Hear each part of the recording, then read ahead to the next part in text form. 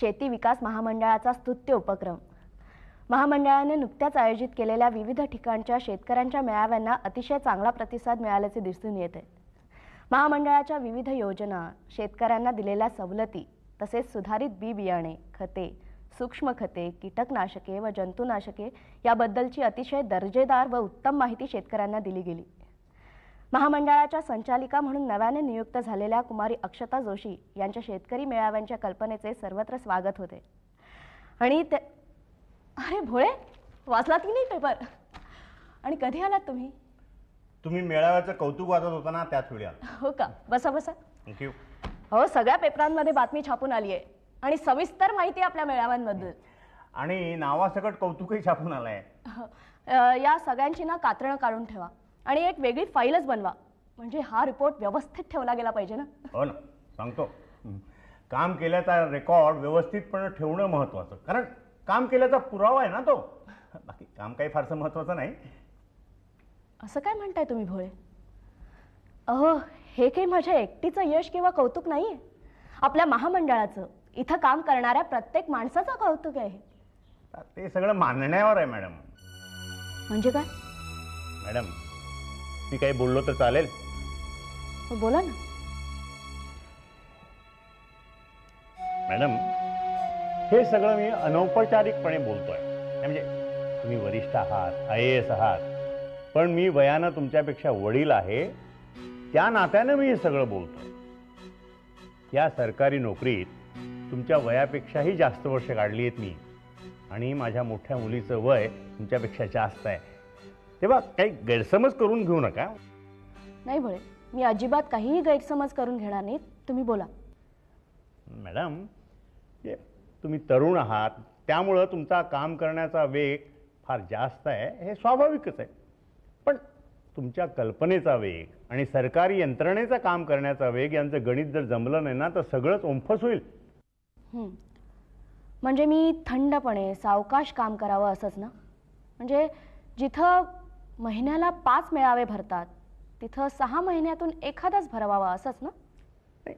तेच खात्याला पचेल, झेपेल. आणि 25 मेळावे काढले काय आणि एक काढला काय? अहो, बातम्या, कौतुक पेपरात छापून येणं आणि त्याचं रेकॉर्ड बनणं हे आहेच. आणि मला सांगा, पूर्वीचे साहेब तरी कुठे एवढे दौरे काढत होते हो? त्या मानानं आता तुम्ही झेप घेतलेलीच आहे.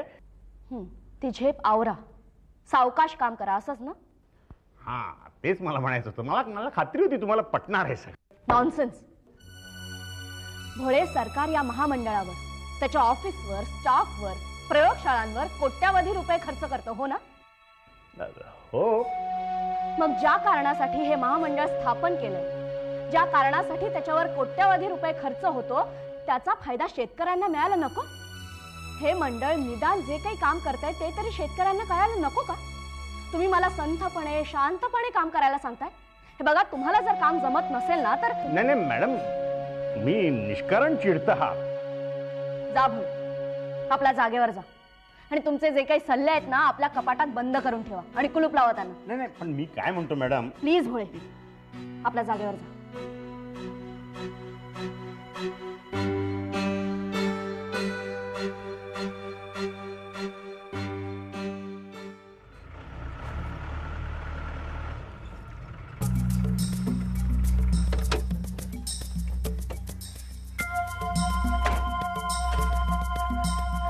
चला लवकर या. हा, 7ला आहे, आपल्याला लवकर निघायचंय. आणि ते काय फटर फटर आवाज येतोय तो नीट करा. उघडा ते जरा. कुठं लक्ष असतंय तुमचं? बघा आणि लगोलग करून टाका काम. हा, उद्या तर लवकर यायचं विसरू नका.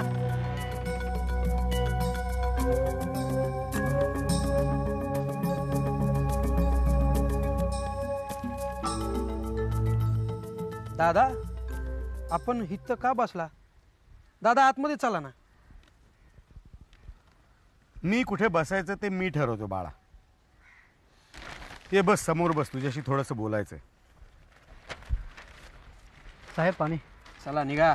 नाही, घ्या, पाणी पिऊन घ्या. तेवढी माणुसकी सोडलेली नाही अजून मी. तुझ्या इतपत अजून नादान नाहीये मी. पी. हा,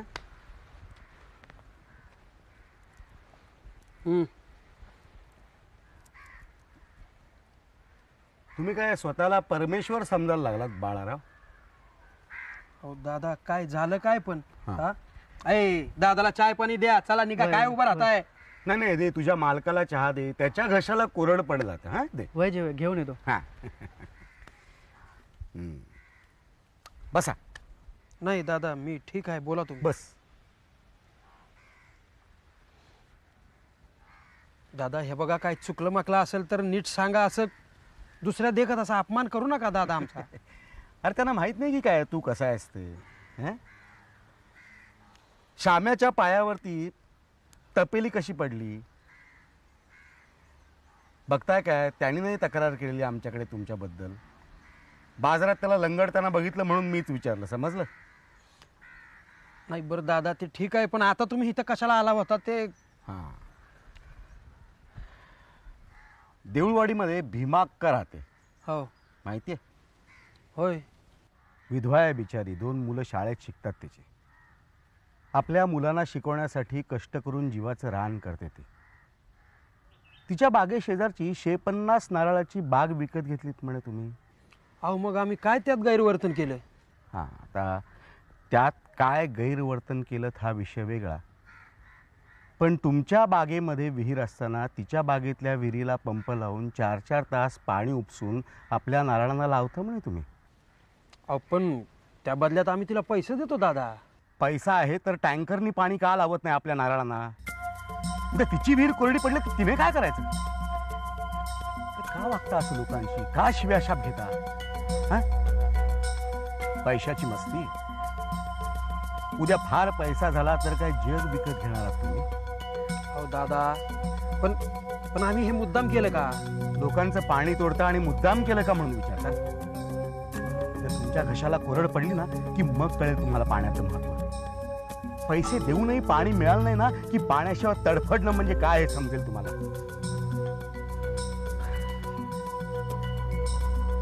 पहा, काही शहाणपणा आहे तुला. सांगायचं काम मी केलंय, येतो मी. अहो दादा कुठं जाताय? मी सोडतो ना तुम्हाला गाडीनं.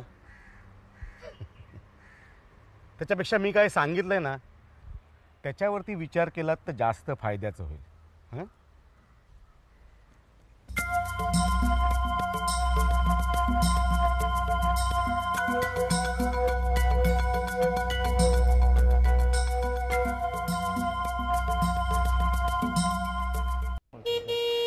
मॅडम आल्या बघा. ठीक आहे, मी निघतो. चल चल चल. बरं.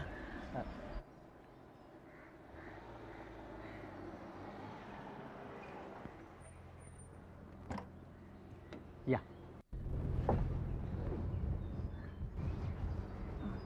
काय म्हणताय नाना? ठीक आहे. ठीक चाललंय ना सगळं? हो हो. पाणी आणू? नाही नकोय, चहा पण आणू का? आत्ता नको, शांताबाई आल्या म्हणजे घेईन. बरं मी बागेला पाणी लावून येऊ? या नाना. आता इथे कोणाशी बोलत होतात? हां ते ना, ते बाजीराव म्हणजे बाळारामचे थोरले भाऊ.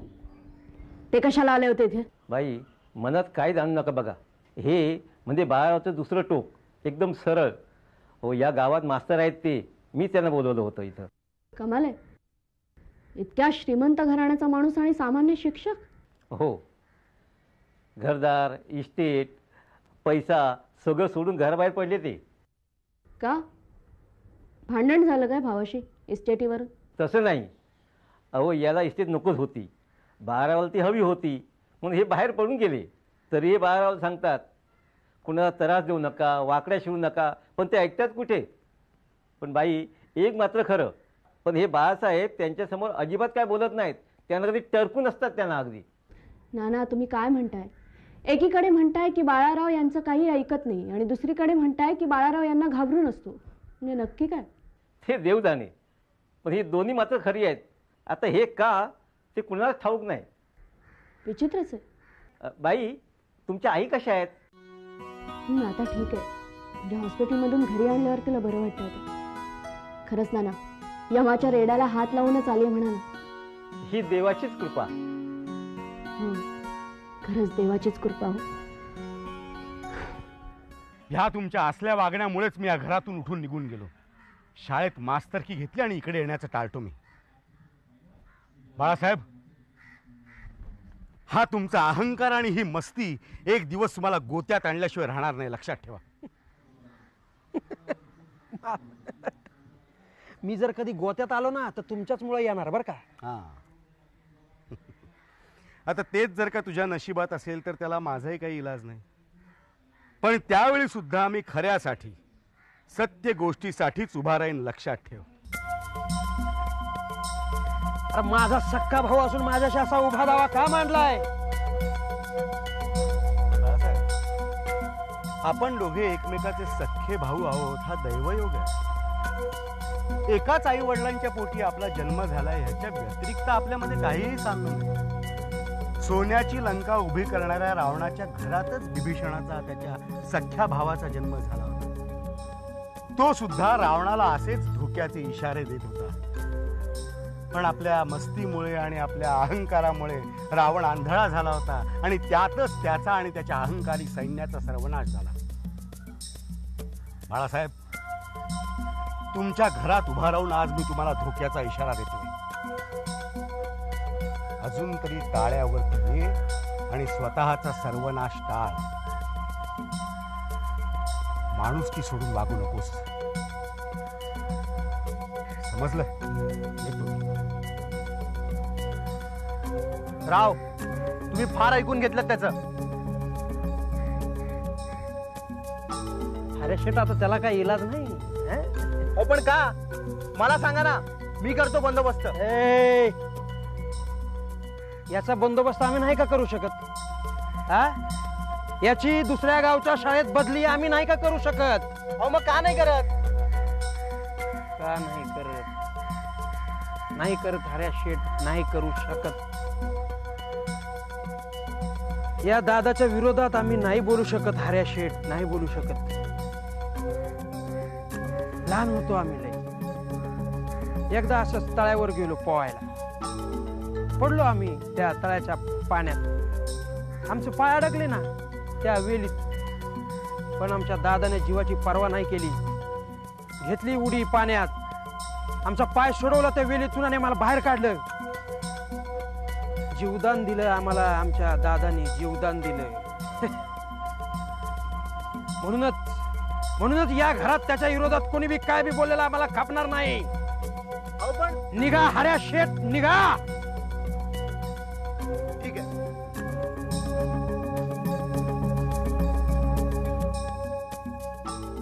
मॅडम, हे शेतकरी मेळाव्याचं काय काढलंय नवीन? आणि हे सगळं कशासाठी? अहो, इथे शेती विकास मंडळाची कामं करता करता मी अर्धमेला झालोय. सुर्वे, शेती विकास महामंडळाची कामं करता करता मी अर्धमेला झालोय, हे वाक्य ना तुम्ही एकदा आरशासमोर उभं राहून बोलून बघा. तुमचा स्वतःचा सुद्धा विश्वास बसायचा नाही. मॅडम, या सगळ्यांसमोर तुम्ही माझा असा अपमान करून. सॉरी सुर्वे, हवं तर मी माफी मागते तुमची. पण आता कामाचं बोलूया. ओके, मी सांगते ते भराभर लिहून घ्या तुम्ही आणि त्याची कॉपी करून प्रत्येकाला द्या. मी लिहून घेऊ? मी का लिहून घेऊ? शॉर्ट हँडमध्ये लिहा. लघु टंक लेखक आहात ना तुम्ही, मग हे काम कोणी करायचंय?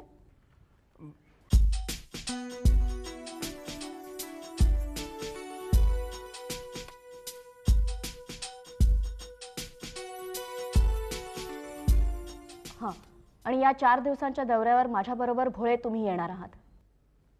ठीक आहे मॅडम, पण माझी सगळी कामं इथं तुंबून राहतील त्याचं काय? माझी कामं कोण करणार?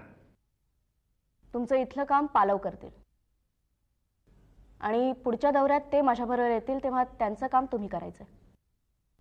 पण मॅडम, या मेळाव्याचा उद्देश काय आहे? सांगते.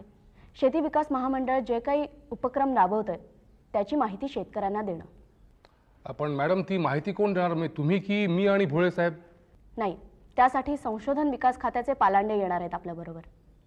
म्हणजे बियाणे, खते, औषधं, लागवडींचे प्रकार, जमिनीचा कस या सगळ्यांचा शेतीसाठी, शेतकऱ्यांच्या विकासासाठी कसा उपयोग करून घेता येतो याची माहिती त्यांच्याजवळ जाऊन त्यांना समजावून सांगणं गरजेचं आहे. त्यासाठीच एका तालुक्यात दर 3 महिन्यांनी 10 ते 12 मेळावे आयोजित करण्यात येतील. शेतकऱ्यांच्या शंकांचं निरसनही तेव्हाच केलं जाईल. अच्छा, म्हणजे तुम्ही दौऱ्यावरनं परत आल्यानंतर मी तो येईपर्यंत मी पुढचा दौरा आखून ठेवायचा, असंच ना? बरोबर. या पुढच्या दौऱ्याला तुम्ही माझ्याबरोबर यायचं आणि त्याच्या पुढचा दौरा भोळे आखतील. आणि मी काय करायचं? इथे ऑफिसमध्ये बसून ह्या शेती विकास महामंडळाच्या दौऱ्यांचं टिपणं काढत बसायचं, ऑफिसमध्ये सडायचं? तसंच काही नाही. तुम्हाला इंटरेस्ट असेल तर पुढचा दौरा तुम्ही आखा आणि तुम्ही चला माझ्याबरोबर. हो, म्हणजे काय की हे आले दररोज तुमच्याबरोबर की मग नंतर ह्यांचं काम मी करतो टंकलेखकाचं. मला पण येतं ते. हॅलो, तुम्हाला सगळं काही येतं. अहो, उद्या जगनचं काम सुद्धा तुम्ही करा. हो, करीन ना मी. मला सगळं येतं. कारण काय आहे, काम हे काम आहे की नाही. आणि काम करण्याकरता माणसाला काम करावं लागतं. म्हणजे काय असतं म्हणजे का की मला हे काम माझं नाही, हे काम माझं नाही, टंकलेखकाचं काम माझं नाही. म्हणजे मॅडम मी बोलतो बरोबर बोलतो का? ठीक आहे. हां, तर परवा आपण दौऱ्यासाठी निघणार आहोत. आणि जगन भाई, काय मॅडम? या आधीच्या 7 MDंनी असं काही केलेलं नाहीये, त्यामुळे या दौऱ्यात तुम्हालाही अधिक जागरूक राहावं लागणार आहे. मॅडम तुम्ही अजिबात काळजी करू नका. समजांची व्यवस्था अगदी चोख ठेवतो का नाही बघा. हा नाही, आधीच्या 7 MDंबरोबर मी दौरे केले. मला याचा अनुभव नाही, पण त्या दौऱ्यांचा अनुभव आहे. जगन भाऊ, त्या 7 MDंची याची सोय करणं वेगळं आणि मॅडमच्या मेळाव्याची सोय करणं वेगळं, बरं का? सुर्वे, तुमचं बोलणं कळतंय बरं का, मला कळतंय. तुम्ही तुमचं काम चोख करा म्हणजे झालं. हॅलो. हां सर. Thank you sir. थँक्यू. शेती मंत्र्यांचा फोन होता. त्यांनी खास फोन करून आपल्या मेळाव्याला शुभेच्छा दिल्या.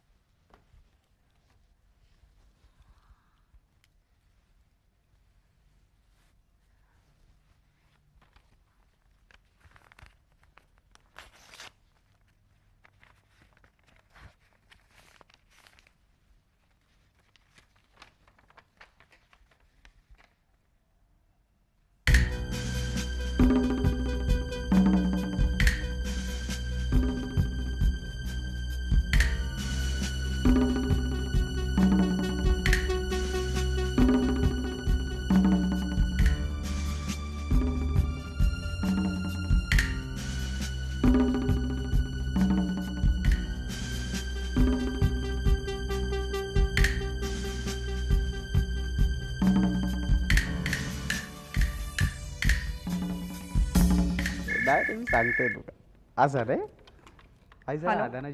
निकिता, हे दिल्लीहून आलेलं पत्र माझ्या टेबलवर कधी आलं? आजच आलंय. दुपारी 3:30 वाजता वगैरे आलं असेल. हां, अर्जंट आणि कॉन्फिडेन्शियल लिहिलं होतं म्हणून लगेचच टेबलवर ठेवलं.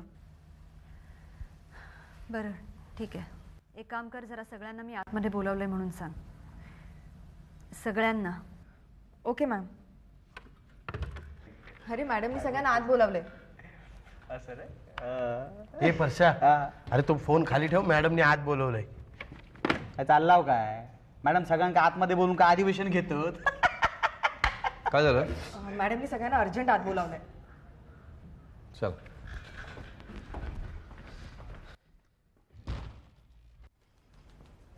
मे कम इन मॅडम?